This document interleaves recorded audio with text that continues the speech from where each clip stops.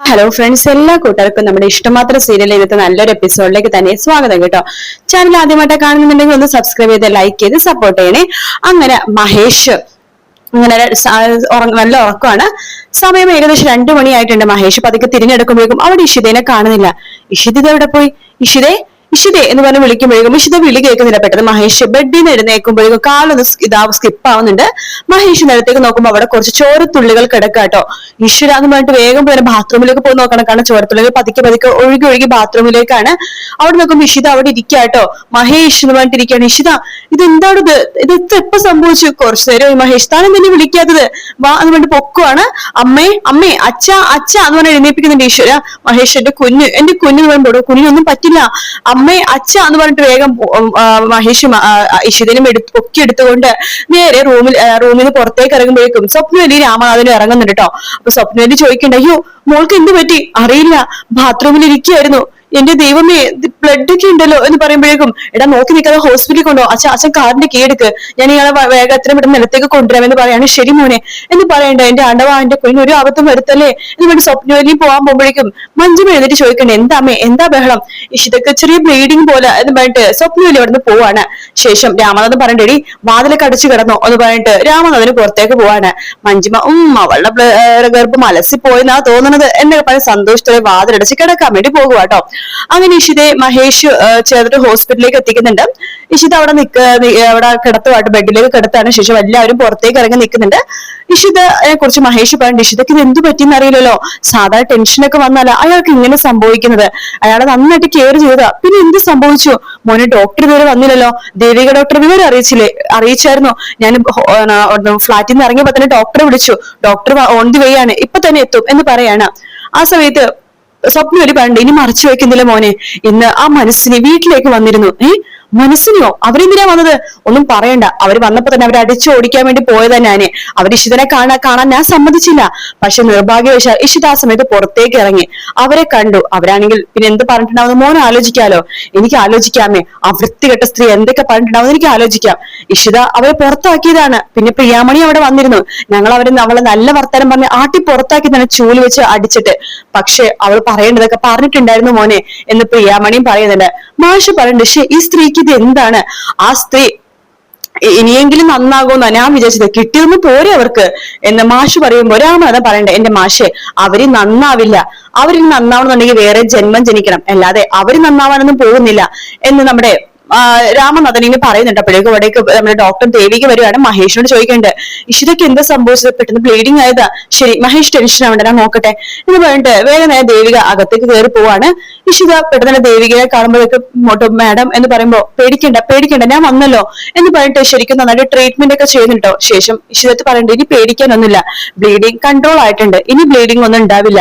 എന്താ ഇഷിത താൻ എന്താ ഇങ്ങനെ, എന്തിനാ താൻ ഇങ്ങനെ ടെൻഷൻ ആവുന്നത്? താൻ നല്ല ബോൾഡ് ആയിട്ടുള്ള സ്ത്രീയാന്നാ ഞാൻ വിചാരിച്ചത്. ഇവിടുത്തെ CMO ആക്കണമെന്നുണ്ടെങ്കിൽ നല്ല ബോൾഡ് ആയിരിക്കണമല്ലോ. താൻ അങ്ങനെ തന്നെയായിരുന്നു, പിന്നെ എന്തു പറ്റി താൻ ഇത്ര ദുർബലയാവാണ്ട്? ഡോക്ടർക്ക് അറിയാലോ, ഒരിക്കലും പ്രസവിക്കില്ലെന്ന് പറഞ്ഞ സ്ത്രീയാ ഞാൻ. പെട്ടെന്ന് പ്രസവിക്കുമെന്ന് അറിയുന്നു, ഗർഭിണിയാവുന്നു, എല്ലാം കൂടി ഒരുമിച്ചായപ്പോ ഷോക്ക് എനിക്ക് താങ്ങാൻ സാധിച്ചില്ല. ഒരു സ്ത്രീ ഗർഭിണിയാണെന്ന് അറിയുമ്പോൾ എല്ലാ സ്ത്രീകൾക്കും സന്തോഷവും കരച്ചിലും ഒക്കെയാണ് വരിക. പക്ഷെ എനിക്ക് വന്നത് ബോധക്കേടാ. കാരണം അറിയാലോ, എനിക്കത് വിശ്വസിക്കാൻ പോലും ആയില്ല. ഇപ്പോഴും എനിക്ക് വിശ്വസിക്കാൻ പറ്റുന്നില്ല എന്റെ വയറ്റിൽ ഒരു കുഞ്ഞുണ്ടെന്ന്.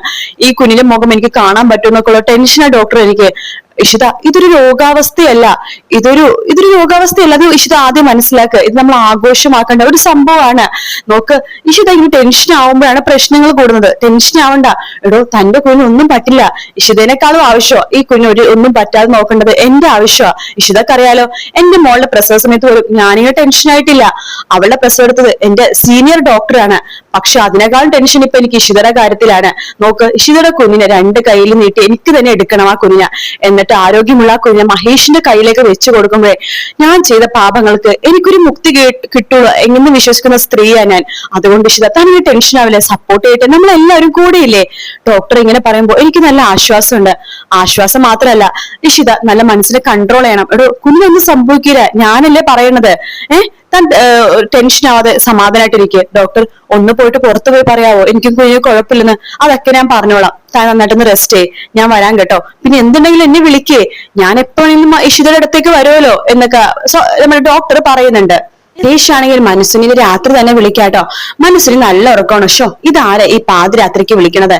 നമ്പറാണല്ലോ എന്ന് പറഞ്ഞിട്ട് ഫോൺ എടുക്കണ്ട്. ഹലോ ഹലോ, ഞാൻ മനസ്സിനെയാണ്, ഇഷിതര ഭർത്താവ്. ഏത് ഇഷിതര ഭർത്താവാണെങ്കിലും ഈ പാതിരാത്രിയാണോ വിളിക്കണത്? പാതിരാത്രി വിളിക്കില്ല, നിങ്ങൾ അവിടെ വന്ന് ഞാൻ കൊല്ലും. എന്നെയോ? ഞാനതിന് എന്താ ചെയ്തത്? നിങ്ങൾ എന്റെ ഫ്ലാറ്റിൽ കയറി വന്നിട്ട് എന്തൊക്കെയാ ഇഷിതടുത്ത് പറഞ്ഞത്? നിങ്ങളുടെ ഓട്ടവും ചാട്ടവും ഒക്കെ നിങ്ങളുടെ വീട്ടിൽ മതി, എന്റെ ഫ്ലാറ്റിൽ വരാണ്ട് നിങ്ങളുടെ ആരാ അധികാരം തന്നത്? നോക്ക്, ഇഷിത ഇപ്പൊ ഹോസ്പിറ്റലാണ്, അവൾക്ക് എന്തെങ്കിലും സംഭവിച്ചാ നിങ്ങൾ അവിടെ വന്ന് ഞാൻ വെട്ടിക്കൊല്ലും. മഹേഷ് പറഞ്ഞതാണ്, അത് നിങ്ങൾ ഓർത്തോ എന്ന് പറഞ്ഞിട്ട് മഹേഷ് ഫോൺ വെക്കാണ്. ഈശ്വര, അവൻ ഇങ്ങോട്ടേക്ക് അങ്ങനെ വരുമോ എന്ന് പറഞ്ഞിട്ട് വേഗം തന്നെ മനസ്സിന് മാധവിനെ വിളിക്കാട്ടോ. മാധവ് നല്ല ഉറക്കമാണ്, മാധവിനെ വിളിക്കുന്നുണ്ട്. മാധവ് ഫോൺ ഇങ്ങനെ നോക്കുമ്പോഴേക്കും ഓ ആ തള്ളയാ വിളിക്കണത്. ഫോൺ എടുക്കണ്ട മാധവ്, വെറുതെ ഒരു നിനക്ക് പറയാനായിരിക്കും. ആ സമയത്ത് വിളിക്കല്ലേ എന്താന്ന് ചോദിച്ചു നോക്കാം. ഹലോ, എന്താ നിങ്ങക്ക് സമാധാനം തരില്ല ഉറങ്ങാനായിട്ട്?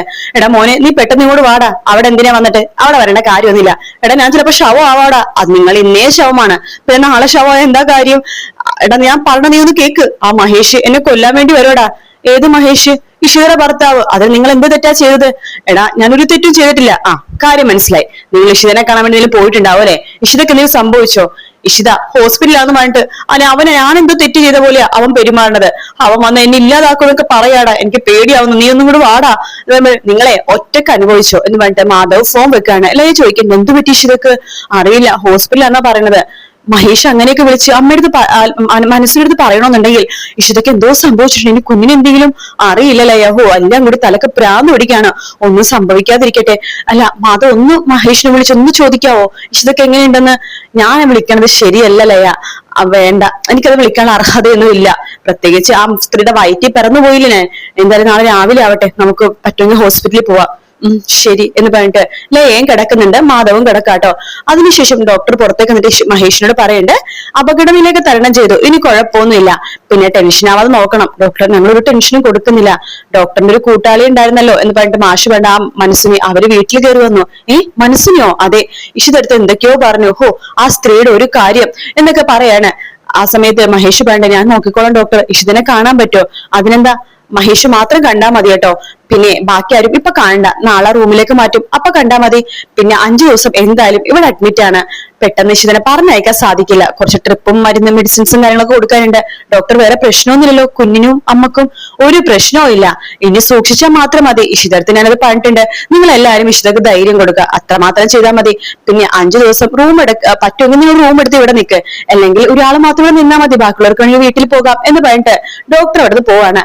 അപ്പോഴേക്കും രാമനാഥൻ പറയണ്ട, എന്തായാലും റൂം എടുക്കാം, നമുക്ക് എല്ലാവർക്കും നിൽക്കാലോ എന്ന് പറഞ്ഞിട്ട് രാമനാഥൻ റൂം എടുക്കാൻ വേണ്ടി പോവാട്ടോ. മഹേഷ് ഇഷിതനെ കാണാൻ വേണ്ടി അകത്തേക്ക് കേറുന്നുണ്ട്. ഇഷിത പറഞ്ഞിട്ട്, മഹേഷ് എടോ താൻ എന്തിനാണ് ഇങ്ങനെ ടെൻഷൻ ആവണത്? എനിക്ക് എന്തോ വളരെ വിഷമം പോലെ മഹേഷ്, ഈ കുഞ്ഞിനെ എനിക്ക് പ്രസവിക്കാനുള്ള ആരോഗ്യം ഉണ്ടാവോ, പ്രസവിക്കാൻ പറ്റുമോ എന്നൊക്കെ ഒരു ടെൻഷൻ ആയിരിക്കേ. എടോ തനിക്കൊന്നും സംഭവിക്കില്ലടോ, താൻ എന്താ ഇങ്ങനെ? മഹേഷ്, ഞാൻ ഒരുപാട് ബുദ്ധിമുട്ടിപ്പിക്കുന്നുണ്ട് മഹേഷിന്, നമ്മുടെ കുഞ്ഞിന്. എടോ കുഞ്ഞിന് ഇതൊന്നും ബുദ്ധിമുട്ടാവില്ല, ആകും, കുഞ്ഞിനും ഇതൊക്കെ മാനസിക പ്രശ്നം ഉണ്ടാക്കും, എനിക്ക് നന്നായിട്ട് അറിയാം. എടോ തനിക്ക് ഇതൊക്കെ അറിയാലോ, പിന്നെ താൻ ഇങ്ങനെ ടെൻഷൻ ആവണത്? നോക്ക്, തന്റെ കൂടെ ഞാനില്ലേടോ, നിങ്ങൾ എല്ലാവരും ഇല്ലേടോ, താൻ ഇനി ടെൻഷൻ ആവരുത് കേട്ടോ എന്നൊക്കെ പറഞ്ഞിട്ട് ഇഷിത മഹേഷിനെ സമാധാനിപ്പിക്കുന്ന ഭാഗത്തോടെയാണ് ഇന്നത്തെ എപ്പിസോഡ് തീരുന്നത് കേട്ടോ. നാളത്തെ പ്രൊമോയിൽ കാണിക്കുന്നത് നമ്മുടെ ഇഷിത അഡ്മിറ്റ് ആണല്ലോ ഹോസ്പിറ്റലിലെ, അവിടെ ആരും തന്നെ ഇല്ല. വേഗം തന്നെ മഞ്ജു മറ്റേ അജിത്തിനെ വിളിക്കാണ്. അതെ എടാ, നീ പെട്ടെന്ന് വാടാ, ഇവിടെ ആരും ഇല്ലടാ എന്നൊക്കെ പറഞ്ഞ് വിളിക്കാണ്. അജിത്ത് വന്നു മഞ്ജി എന്ന് പറഞ്ഞിട്ട് ഫോൺ വെക്കാണ്. അടിപൊളി എന്നൊക്കെ പറഞ്ഞിട്ട് വേഗം മഞ്ജുമനെ കാണാൻ വേണ്ടി വീട്ടിലേക്ക് വരികയാണ്. അപ്പൊ അവിടെ ആരും ഇല്ലട്ടോ. മഞ്ജുമ അജിത്തിനെ റൂമിലേക്ക് കയറ്റാണ്. ആ സമയത്ത് തന്നെയാണ് ഇഷിതനെ ഡിസ്ചാർജ് ചെയ്തുകൊണ്ട് വരുന്നത് കേട്ടോ. മഞ്ജുമൻ ഞെട്ടിപ്പോവാണ്. ഇഷിതനെ കൊണ്ട് വന്നേലുള്ളൂ, ഇഷിത റെസ്റ്റ് എടുക്കട്ടെ. മഹേഷ് ചോദിക്കണ്ടേ, എന്തോ ഒരു ചുറ്റിക്കളി ഉണ്ടല്ലോ എന്നൊക്കെ ഇനി ചോദിക്കാണ്. മഞ്ജുമ ആകെ വേർതിരിക്കാട്ടോ. എന്തായാലും നമ്മുടെ അജിത്തിനെ കൈയോടെ പൊക്കുന്ന കാര്യത്തിൽ ഒരു സംശയമില്ല. വീഡിയോ ഇഷ്ടപ്പെട്ടാൽ ലൈക്ക് ചെയ്യുക, സബ്സ്ക്രൈബ് ചെയ്യുക, കമന്റ് ചെയ്യുക. മറ്റൊരു വീട്ടിൽ കാണാം. Take care, bye bye.